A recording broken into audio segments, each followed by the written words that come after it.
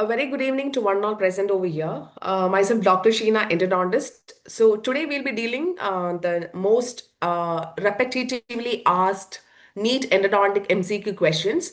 I hope last 4 days the EDEN2 students have been actually practicing on the various endodontic topics, and today is the end day where we'll be discussing the most repetitively asked Kerala questions and also the NEET MDS questions. So directly going on to the questions, the first is like the type of bacteria that is present in pulpitis. So we know that for the sequelae of pulpitis and periodontitis to take place, there is an initiator that is caries. So we know that caries is actually a microbial disease where where the microbes invade the enamel dentine and it reaches the pulp. And there are various microorganisms which actually invade into the periapical area, which in turn cause pulpitis and periodontitis. So as we go from the coronal structure to the radicular structure, we know that the concentration of oxygen is very less, right? So the amount of microorganisms that is using oxygen will also get decreased. So as we move on to the apical area, the microorganism which can thrive or survive in the anaerobic environment is much more seen. So the answer for this question is, of course, it is polymicrobial. Polymicrobial means there are a lot of microorganisms that is seen in actually the root structure. So the answer for this question is, it is polymicrobial facultative anaerobes. Why facultative? Facultative means both because it is a mixed environment. Even though the oxygen concentration is less, there is oxygen that is present. So it is polymicrobial facultative anaerobes that is actually present in this case. Next question. Irreversible pulpal damage occurs if the compartment pressure remains elevated above. So we know that in the root canal there is pulpal tissues, blood vessels, etc. So blood is continuously flowing.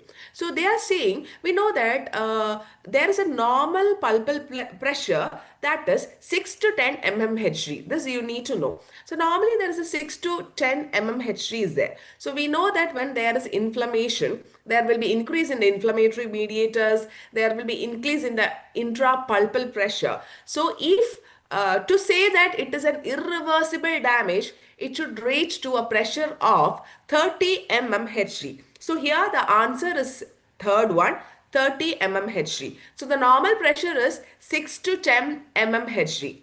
Sometimes the question might be like, if the pressure is like 15 mmHg, what will be the condition of the pulp? It is actually reversible pulpal damage because it need to reach to that pressure, that is 30 mmHg, for showing the signs and symptoms of irreversible pulpal damage.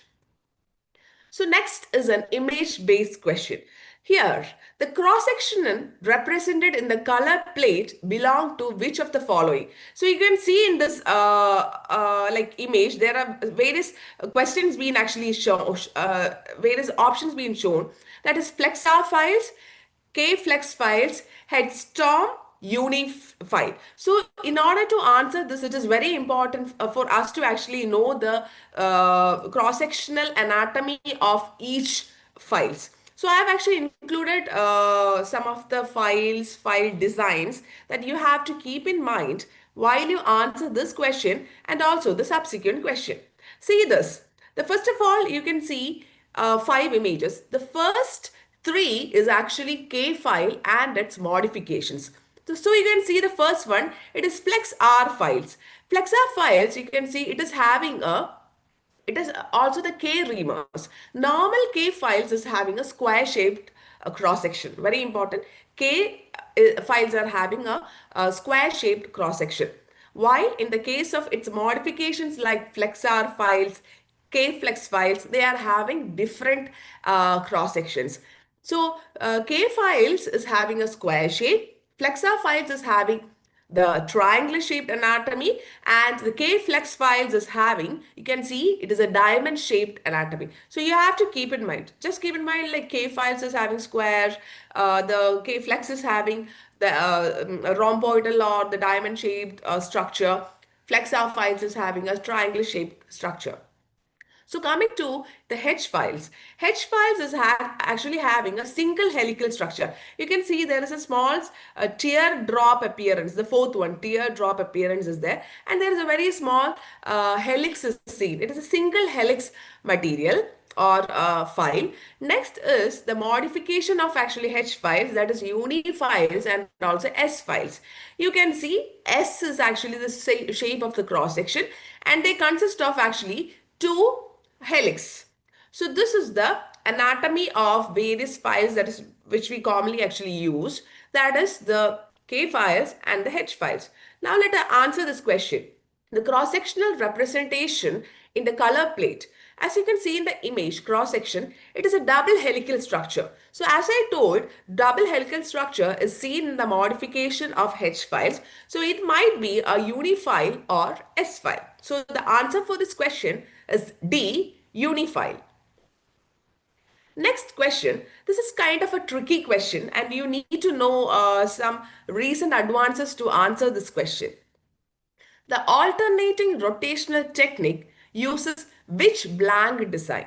So the question, please split it.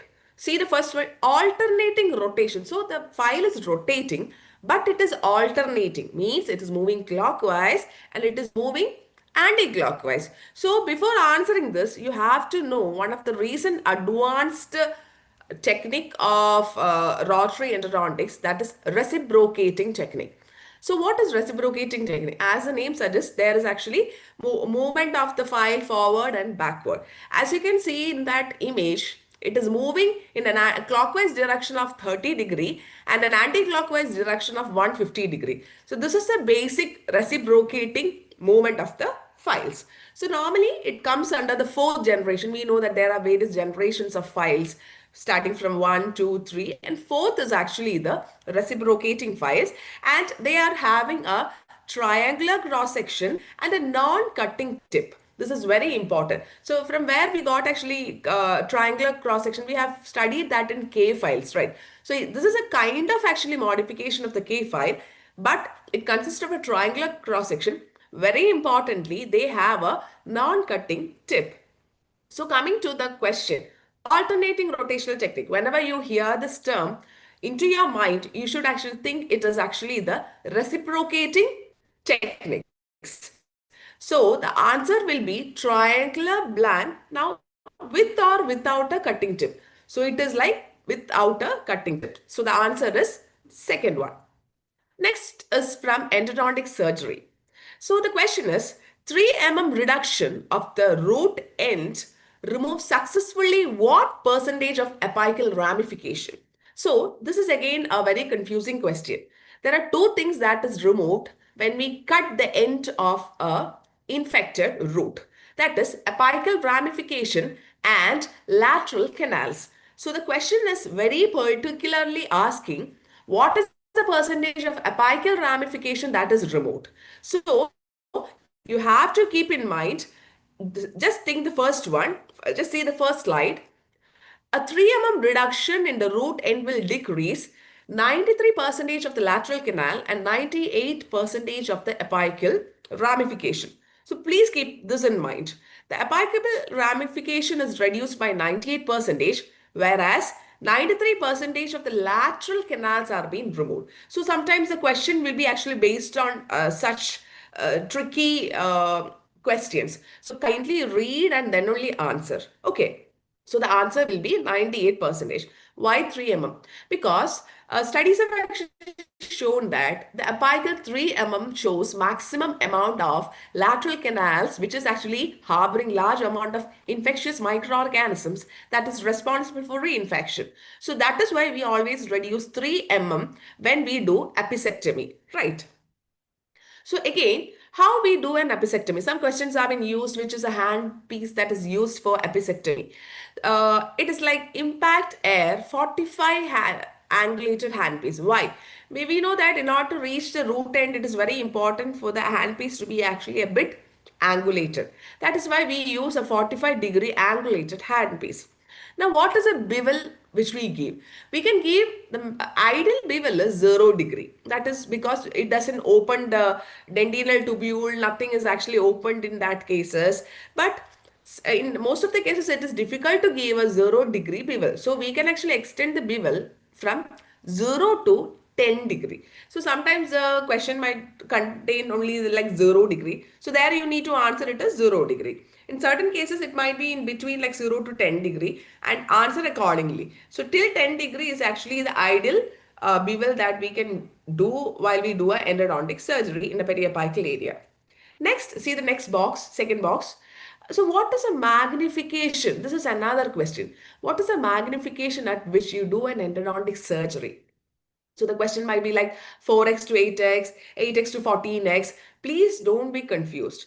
Endodontic surgery is always done at 4x to 8x and the evaluation is done in 14x. So this is the difference. We always do the surgical part in 4x to actually 8x, but the evaluation is actually done in 14x. Right, hope you understood this slide. Next question is the C-shaped morphological appearance is seen in. So C-shaped is actually one, we know that there are root canals seen. So in certain cases, as you can see in this image, the roots come closer and they join together. As you can see in this image, there is actually the joining of the roots forming a C-shaped canal. So the question is like, in which tooth we mostly see in actually the C-shaped canal? So it is always the mandibular second molar when compared to the other molars. It is actually the more prevailed tooth which have a C-shaped morphological appearance. So it is like the mandibular second molar, which is followed by the mandibular first molar, mandibular third molar. Next is the maxillary. When we compare the maxillary tooth, it is the maxillary second molar, followed by the maxillary first molar, maxillary third molar, then only the premolars and also the anteriors comes. So please keep in mind the C-shaped canal. So never get confused with C-shaped canals and isthmus. Isthmus is actually a ribbon-like connection between the canals. It is just a connection. Here there is joining of the canals forming a shape which is very evident when we do an access opening of the root. I mean tooth. Understood. So there are various classification of C-shaped canals. So this is again question has been asked. Like type 2 Melton's classification of C-shaped canals. So you need to know what is the classification. C1, as you can see in this image, C1 there is complete formation of actually the C-shaped canal. C2, there is a semicolon appearance of the C-shaped canal. C3, it is not actually continuous, it is actually distributed type of canal. So please keep in mind, Melton's classification is actually for C-shaped canals. So the question is like, well, what is which is the tooth that have more of an anatomy of C-shaped morphology? It is the mandibular second molar. Next question, again an image-based question. Which of the following condition is present in the radiograph? So you have to analyze the tooth. As you can see, the lower incisor is having a periapical infection, right? And also it is actually affecting the root surface. You can see irregularities that is actually seen on the root surface, but it is not affecting the pulp.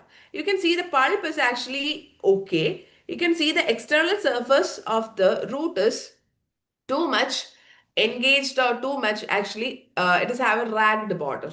So this is a typical feature of external resorption. If it would have an internal resorption, then this resorption might have actually included the pulpal space also. So you have to properly see to the image and come to a diagnosis. So in this case, it is external resorption. So pink tooth is another name of actually the resorption tooth. That is because most of the tooth structure is being lost. Pardon. Lost, and we can actually see the pulp through the remaining tooth structure, which gives them a pinkish appearance. So that is one of the typical clinical feature of a resorbed tooth. Next, coming to certain diagnostic methods. First is actually the bite test. Now, what is bite is actually used for? We know that there are two important bite testing instruments. As you can see in this image, this is actually the tooth sloth. Tooth sloth, the second one is actually the frag finder. So what happens with this two instrument is like, we'll be applying that instrument to the tooth that has to be tested, and the patient is asked to actually bite on that tooth sloth. So what happens is like, when the patient bites, what if there's a crack, it opens up. So there is relieving of pain taking place in these cases, right? So bite test is always actually used for the detection of cracked tooth. Very important. Next question. So again, knowing this question, another important thing is like, whenever we bite anything, if we feel pain, that is because of apical periodontitis. And if a pain is actually felt when we actually while we use this while we release the pressure which is applied, that is mainly because of actually any cracked tooth. Next question is, the diagnodent device is used for the detection of dental caries. This device works on which principle? So, diagnodent is actually, never get confused with the, it is not a pulp assessment test. This is actually used, diagnodent means dental caries has been diagnosed.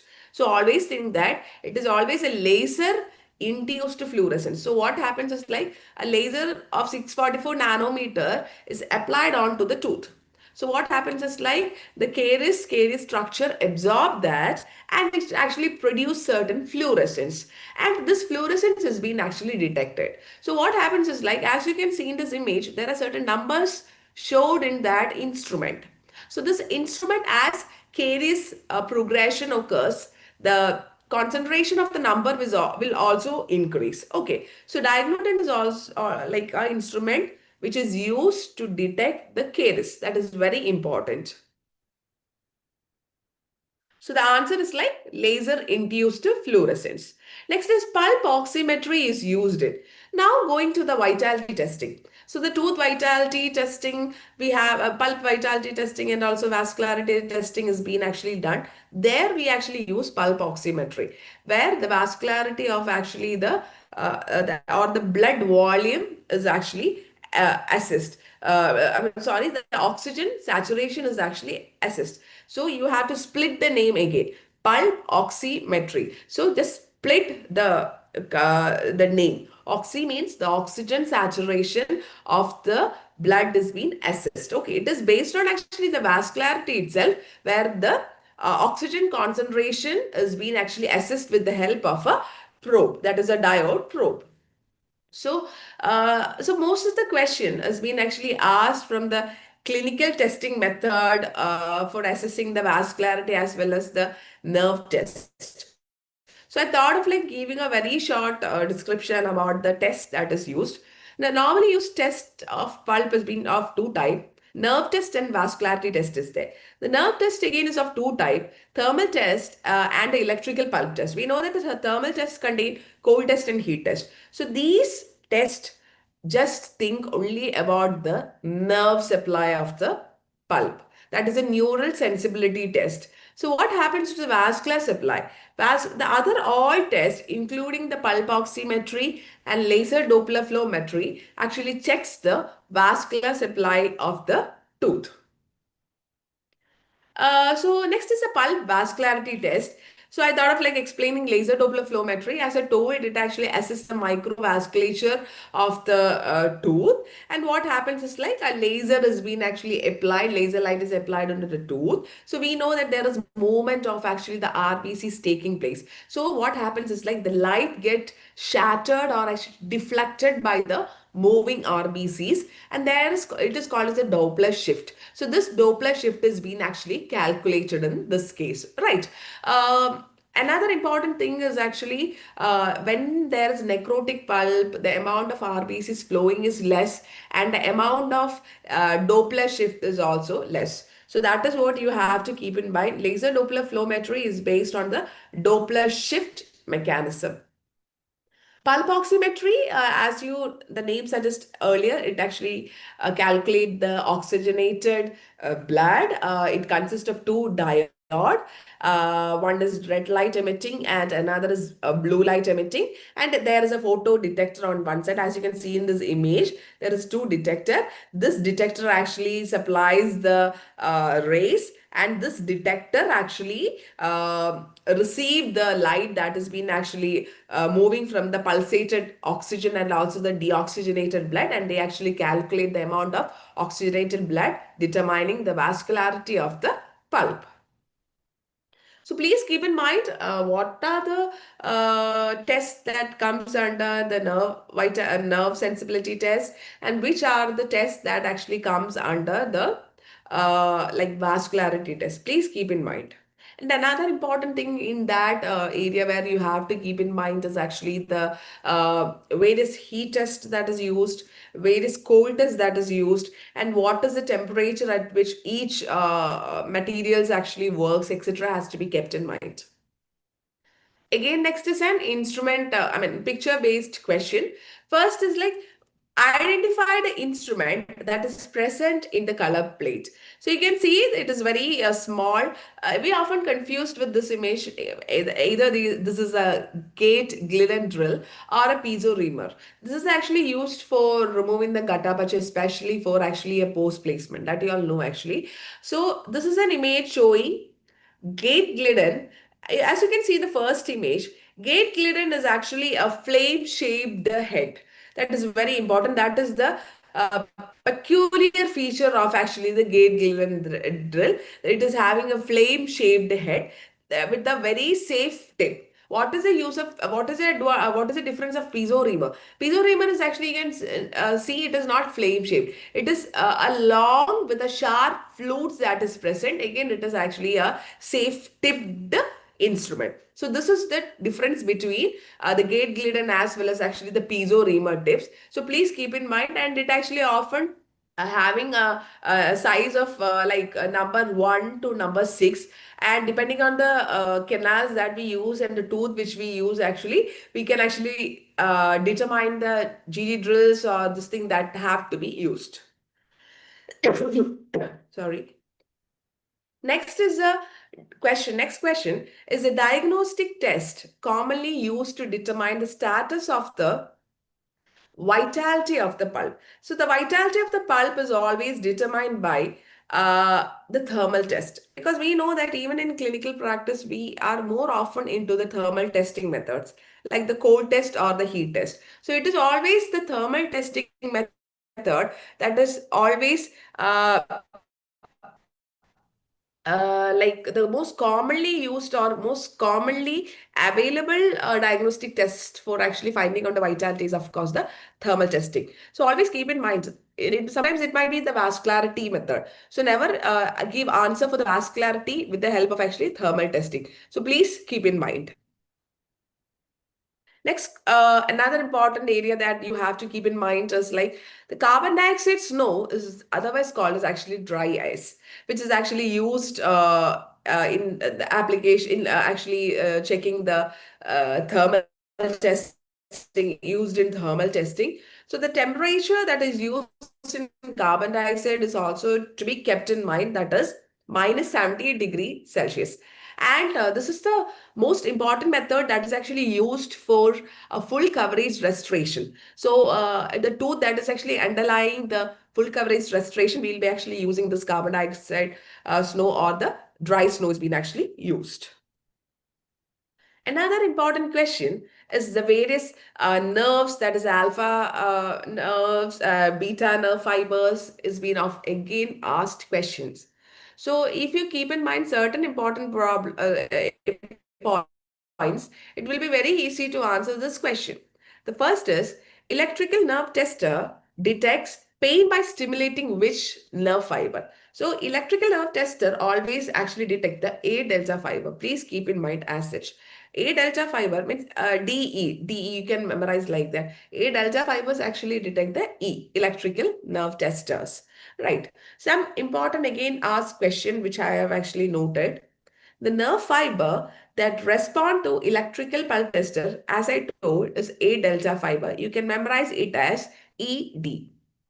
DE. Next is nerve fiber that are excited by the hydrodynamic event such as air drying and drilling. So which is actually the nerve fiber which is often been excited is like A delta fiber is the fiber that is excited during a hydrodynamic event, that is like a kind of hypersensitivity. This is the mostly activated fiber. Next, the nerve fiber that is involved in hypersensitivity, both these are almost same, that is A delta fiber. The fiber that is involved in inflammation is C fiber. So always keep in mind the fiber that is involved in inflammation is C fiber. Another again asked question from this area. If a caries lesion approach pulp, the pain is referred to the adjacent teeth. The nerve fiber responsible for this is.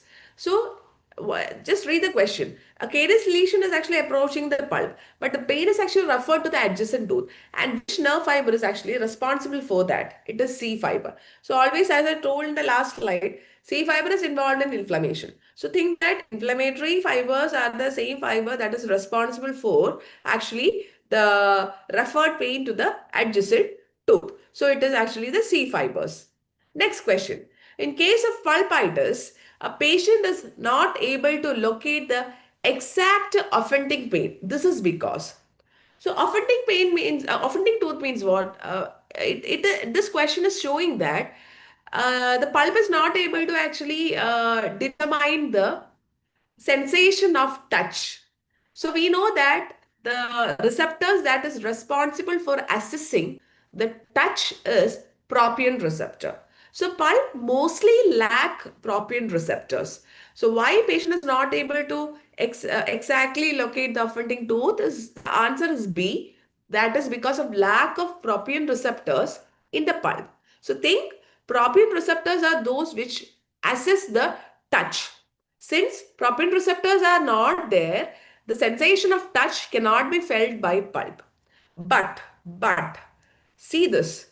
Although the pulp lack propion receptors, A beta fibers do provide pulp some propion receptors. So please don't get confused. Why I actually included this is like sometimes the question might be like which is even though propion receptors is not there, which is the fibers that actually give the same sensation which the propion receptors give. If such a question is asked, you need to actually answer it as A beta fiber. So please keep in mind all this thing. Hydrodynamic, we have already studied. It is like this A delta fibers that is involved. And inflammation and the referred pain is mainly because of C fibers. And as I told, propion receptors is not there in pulp. If the same sensation of propion receptors is felt, it is mainly because of the A beta fibers that is present in the pulp. So please keep this important points from the fibers that is present in the pulpal aspect. Next question.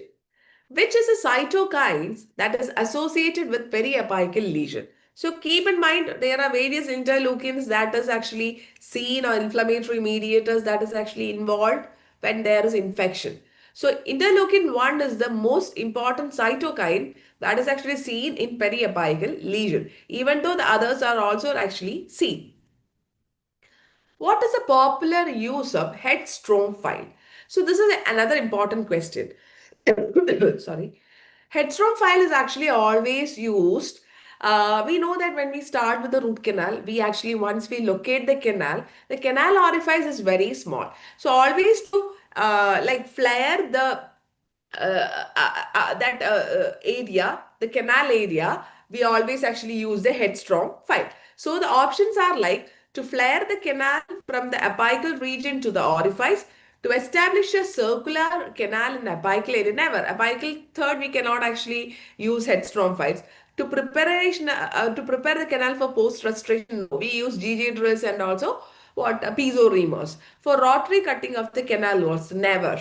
So the headstrong file we'll be doing in a like from apical area to the orifice, we'll be moving in a to lower direction, upper direction, so that it actually flares the canal. That is a use of headstrong file. Next important question is from apex locator. Second generation apex locator works on the principle of. So we know that apex locator is actually the machine that is used to determine the working length of the tooth.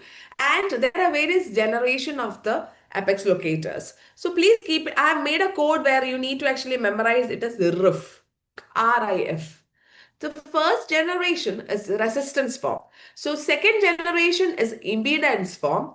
Third generation is frequency form. So the question was like which formulation or which principle is actually used by the second generation apex locator. It is of course from the code it is RI. So it is the electrical impedance that is actually used for actually assessing the second generation apex locators. So we know that there are the fourth generation also, fifth generation also. The fourth generation is based on again the resistance and capacitance form.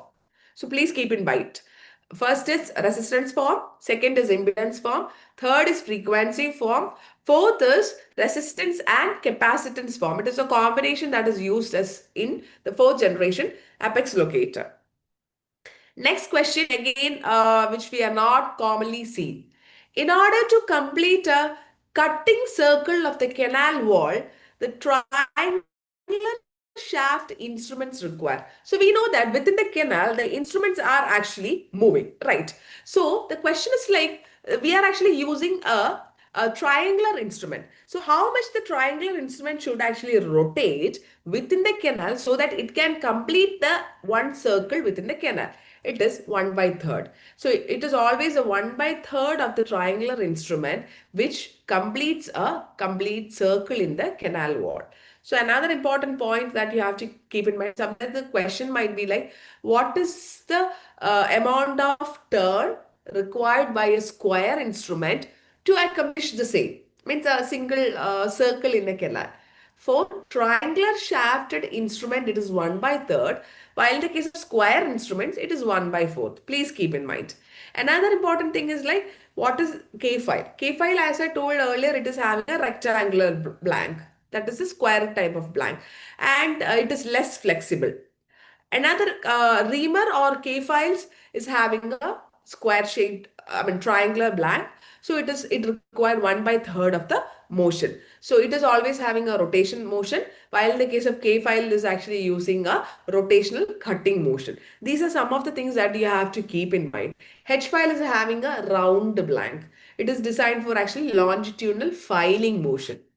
So we need not study the entire thing from instrumentations because instruments are actually very vast and also it is very tough actually. So I want you people to actually keep in mind certain important points that is repetitively been asked or repetitively been asked in the questions. Okay. So here see only that important point you need to keep in mind. K-files, rectangular blank, it is less flexible and it is having a rotational cutting motion. Remus, it is having a triangular shape, it is having lesser spiral fluid, but it is more flexible than that of K files and it is having a rotational motion. And H file is having almost a round blank, which is having a longitudinal filing motion. So these are some of the things that you have to keep in mind. Next question, silver cone are indicated in. We know that for obturating the canal, in early days we used to use the silver cones, right?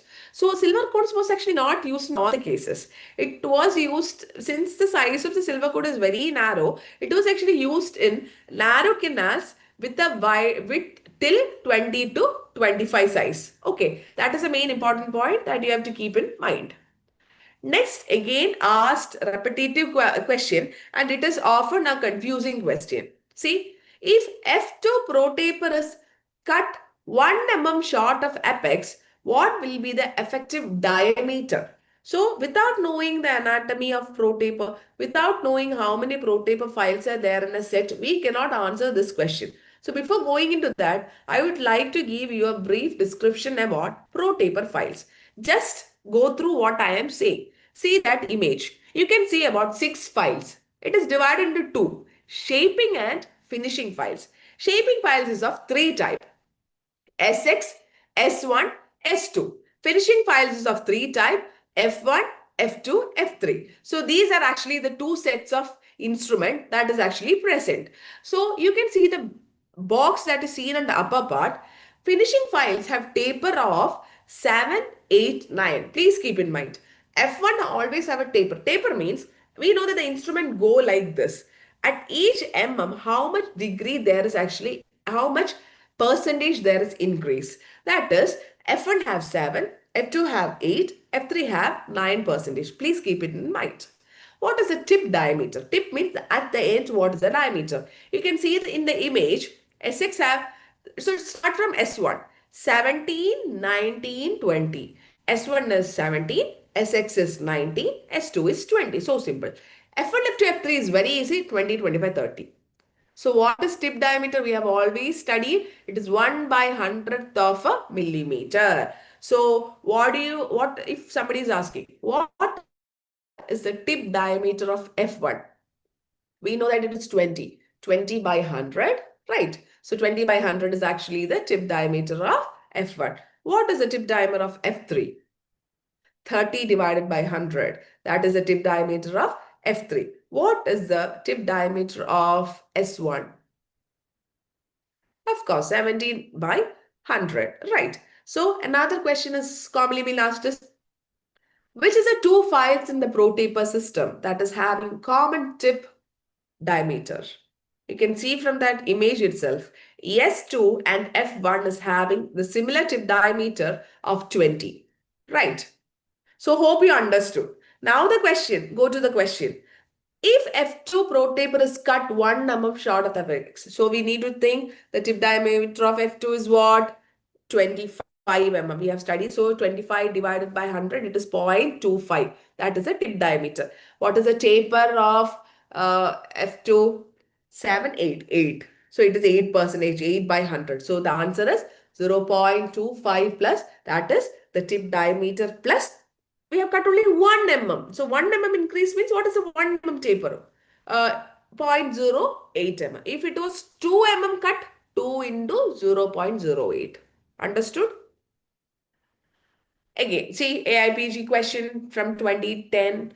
Which of the following pro taper have almost similar size of the tip? So we know it is S2 and F1. What is the number? Yes, it is 20.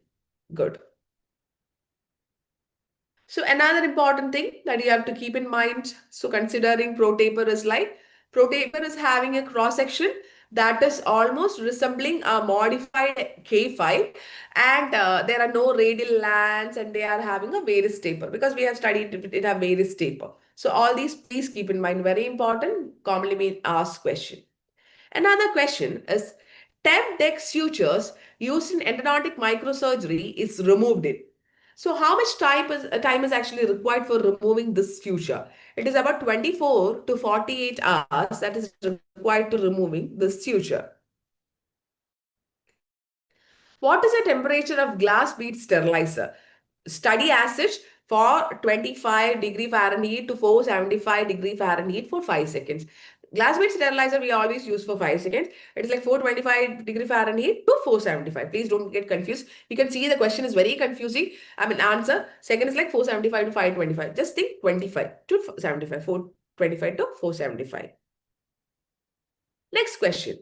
In periapical lesion of average size, the time required for osteogenesis. So we know that in periapical lesion cases, we'll be using certain medicaments within the root canal, and we'll be actually waiting so that there is healing of the lesion and the bone formation to take place. So what is the time period? It is always 6 to 12 months that is actually required for the healing and osteogenesis to take place. Next question. The recommended post length for post canal and core restoration. So what is the length of gutta percha? We should always maintain a gutta percha length of 5 mm. So that is very important. The question might be, what is the length of gutta percha that is seen? That is actually 5 mm. And what is the length? You can see this is the length. Actually, it is always 2/3 of the length of the root, not the entire tooth. So never get confused. 2/3 of the root should be post. The other remaining portion is gutta parsha. So please keep this in mind. So some philosophies explaining the post preparation is conservationist, proportionist, and preservationist. Conserve, as the name suggests, the post should be very minimal so that entire dentine is preserved. Proportionist means diameter should not be more than 1 by third of the root diameter. Preservationist means at least 1 mm of a sound dentine should be there entiring the post. So please keep this three important philosophies which have explained the post preparation space. Next question. Preventive resin restoration is indicated as. Always think that whenever you think about preventive means you might think that it is not for a cavitated lesion. But preventive resin restoration is always done in a cavitated fissures which require a restoration. In those cases, we actually use a preventive resin restoration. So it is cavitated fissure which require restoration. The next question, class 6 of LS and DV classification of tooth fractures. So you need to keep in mind or you need to mug up the classification by LE and Davy in the year of 1970. So class 1 we know the fracture which involve enamel, 2 enamel and dentine, 3 enamel dentine pulp, 4 the tooth vitality is lost with or without the loss of crown. 5 is like traumatically avulsed tooth. 6 the fraction of the root is seen with or without the crown fracture. 7 complete displacement of the tooth. 8 cervical crown fracture. 9 the fracture of deciduous tooth. So another important thing that you have to keep in mind when you answer to this question, sometimes the question might be like a patient of 4 years came to the clinic with a chief complaint of fracture in the anterior tooth with which involve enamel dentin without involving pulp. So what is the classification? It might be like class 1, class 2, class 3, class 4. Never give class 2. So according to the question, it is involving enamel and dentin. So we have a tendency to give the answer class 2. No, you should not give class 2. LS and Davy have given a classification for deciduous tooth. Any fracture that come to deciduous tooth comes under class 9. So please keep in mind, confusing questions often comes in that area. So please keep in mind. Next question. Splinting of cervical root fracture is done for. So this is again an important area. For that I have made a code where you need to memorize various type of injuries, various splinting types are given. Just think like say, SAA, S for subluxation, A for avulsion, E for extrusive luxation. All these three cases we'll be giving only 2 weeks. Other all cases we'll be giving 4 weeks. So see the question, cervical root fracture. So we know only SAE. It doesn't come under SAE. So it is not 2 weeks. So the answer obviously go to 4 weeks. Please memorize. The typical sign of concussion injury. So again, we need to know the various injuries and what are the typical clinical feature of injuries. Mainly the percussion sounds you need to keep in mind. So it means that, see concussion, the percussion sound is normal. Subluxation and extrusive luxation it is dull. Lateral luxation and intrusive luxation is metallic. So most of the question comes from this area, asking like which among the following shows a metallic sound on percussion. So the answer might be like lateral luxation or intrusive luxation. So please keep this in mind, this chart, please mug up so that it will be very helpful for actually like making you to answer the important things from this injury. Okay. Next question. The most persistent microorganism that play a major role in the etiology of persistent periapical lesion is. So studies have shown that Enterococcus faecalis is actually the organism which is responsible for the reinfection. It has the capacity to go deep into the dentinal tubules and they stay there. They form a like protective barrier from all the medicaments which we use or all the antibiotics which we use. And it can resist the environment fluctuates and fluctuations. So it is the Enterococcus faecalis. Please keep in mind Enterococcus faecalis is the microorganism responsible for reinfection. So what is smear layer? We know that it is a combination of microorganism, enamel debris, dentine chips, etc. So the answer is 4, all of the above. Biofilm is different. Smear layer is different. Biofilm is actually a sessile multicellular microbial disease characterized by cells that are firmly attached to a surface. It is actually a group of microorganisms where it is being protected by a polysaccharide layer. Smear layer is actually a debris or it is a waste product, which is actually mainly seen when we cut the tooth or when we do a tooth preparation, etc. Okay. Another important confusing question. Again, as I told earlier about ProTaper, this is like the normal structure of a endodontic instrument. We know that there is D1, D2. D1 is actually the tip diameter. D2 is the distance between D1 and D2 is 16 mm. Always this instrument have 2%. Think about the 2% taper instrument. What do you mean by 10K file? 10K file means tip diameter will be 10 by 100, 0.1. So simple. What about 20K file? 20 by 100, 0.2. 50K means that I've given some example.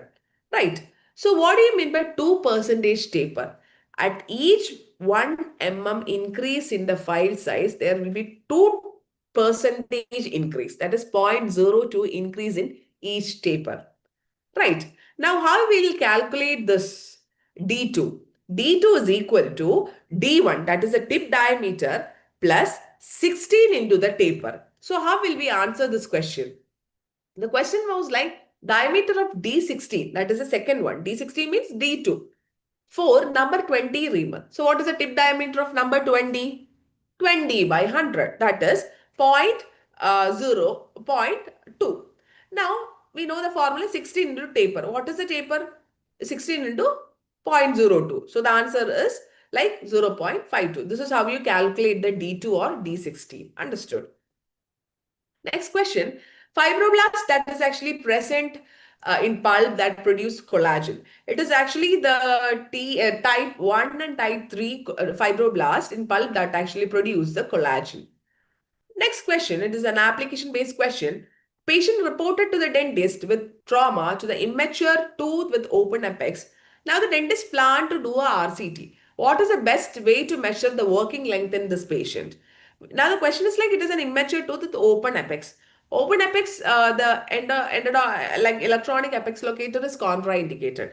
So what we use is like the paper point is commonly actually used for detecting the working length in these cases. Next question. How much time we have to apply the apex locator? So apex locator should not be used more than 4 minutes. So there is a chance of giving a false positive, false negative results. So the time of application of apex locator works only on the principle of 4 minutes. Okay. Next question. Irritants of choice in a tooth with acute apical abscess. So there is an acute apical abscess. We know that acute apical abscess, sometimes there might be resorption. We don't know what is the... Actually, this question is often confusing because sodium hypochlorite and EDTA is the most commonly used intracanal irrigant that you all know. But the question is like apical pulpal abscess. So there might be some sort of resorption, etc. So for a safe side, the answer for this question is normal saline. So which is the irrigation choice for an acute apical abscess is normal saline. Which is the most commonly used irrigant is like, of course, sodium hypochlorite, right? Next question. When using bioactive substance for the repair, which of the following zone will not be seen? We know that in the case of a percussion involvement or a perforation, we'll be using some bioactive materials like MTA, bioceramics, etc. for sealing that area. So we know that even though it is actually a reparative material, there might be some sort of inflammation that is taking place. So we know that there are various areas or zones that is formed when the material comes in contact with the tissue, right? So the question is like which zone is not formed when we place a bioactive material? So the answer is zone of necrosis. Zone of necrosis is not seen whenever we keep a bioactive substance. But zone of necrosis is seen when we place calcium hydroxide. We place calcium hydroxide, right, for pulp capping, etc. Calcium hydroxide often causing a zone of necrosis. But that zone is not seen when we use a bioactive substance. Okay. The important Aspect of irrigation. Irrigation, the important aspect is always the volume of irrigant which we use. Mid-treatment flare-up is most common. What is mid-treatment flare-up? Flare-up means that the patient might not be having any pain. Once we start the root canal, because of some iatrogenic error like either pushing the necrotic pulp periapically or extruding the working length determination, some cause might trigger the pain in patient. That is called as flare-up. So flare-up is always seen in a non-vital tooth because their necrotic pulp get actually extruded, and it often causes actually pain to the patient, which is most responsible reason for most common reason for the mid treatment, that is the pain in between the treatment. Next question. Metallic taste after application of stainless fluoride varnish is due to. We know that we use actually stainless fluoride varnish in certain cases. So sometimes it actually produces a metallic taste. What is responsible for the metallic taste? It is mainly the tin hydroxyphosphate. Please study as such. Tin hydroxyphosphate is responsible for the metallic taste in stainless fluoride varnish. What is the pH of MTA? Please keep in mind it is 12.5 mm. Very important, 12.5 mm. So talking about MTA, MTA is the most common material that is used for pulp capping nowadays, like perforation repair, etc., etc. MTA is of two type, gray MTA, white MTA. You need to know the class composition, tricalcium silicate, dicalcium silicate, tricalcium acetate, aluminate. They are mainly silicate based cement. Right. The main important property of MTA is that we know that when we place calcium hydroxide for pulp capping, the calcium hydroxide disintegrates. But MTA sets in the presence of what? Blood, saline, saliva, etc. That is, moisture is required for the setting of MTA. That is the main advantage of MTA when compared to the other cements. What will happen if MTA is mixed for more than 4 minutes? Very important, dehydration occurs. So keep in mind, MTA is always mixed in 3:1 ration powder liquid. It should have a putty-like consistency. It should not be mixed more than 4 minutes because it can lead to some dehydration. And whenever we place MTA on top of that, a cotton with moisture is placed because it sets in the presence of moisture. Next question. The appropriate time in which ferric sulfate dammed in a cotton pellet is put into the root stem while performing pulpotomy. So how much time we have to place ferric sulfate? It is 10 to 15 seconds. Ferric sulfate always placed for 10 to 15 seconds. A radiolucent root canal suddenly disappear at the mid portion, most probable diagnosis. So whenever we go through a radiograph, if there is sudden loss of what a root canal, we might think that it is calcification. No. If a root canal comes like this and it suddenly disappear in the lower area, means that there is a chance of bifurcation. Because of the angulation in a radiograph, it often got actually like what? Merged. That is why we are not able to see or sudden disappearance of the root canal to take place. That is mainly because of the bifurcation of the canal. The answer is B. Never think that it is calcification. Next question. An 8-year-old child got trauma and got his central incisor avulsed 20-minute back, which got contaminated with debris. The child rushed to the dental clinic. So it is 20 minutes delayed. And what the child have to do? See, clean root canal with saline and reimplant. Clean and curate the root surface. Never cure it because this root surface consists of large amount of stem cells or growth factors that is responsible for actually the replantation or regeneration to take place. So always clean the tooth surface, then reimplant. That is the answer. Discoloration of tooth in tetracycline therapy is because of. Whenever we take tetracycline, there is some discoloration seen. That is mainly seen of COPE. Memorize it, COPE, calcium orthophosphate. So I would like to give a small description about the anatomy of mandibular first molar because it is very important. We know that it consists of actually mesiobuccal, mesiolingual, distal. So it is having a triangular shaped cross section. So when a fourth canal comes, it will have almost a trapezoidal shaped cross section. Very important. Mesiobuccal cusp always, an orifice comes under mesiobuccal cusp. Mesiolingual orifice comes under central groove. Never think that it is in the Mesiolingual cusp. Mesiobuccal cusp, mesiobuccal orifice.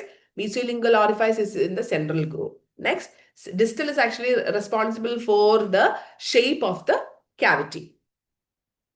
Next question. A composite restoration is to be done in case of bleached tooth. Maximum bond strength will be achieved when composite is done after how many days? Composite should be always done after 1 week. So what happens when we do a bleaching? H2O2 get actually incorporated within the dentinal tubule, which actually hampers the polymerization when we place composite. So it should always be delayed to 1 week. Very important. Periodic recommendation is 1 week, but ideal is actually 2 weeks. But in the case of a laminated bonding, it should be actually 6 weeks. What is carbamide peroxide solution? So we know that hydrogen peroxide is the most commonly used bleaching agent.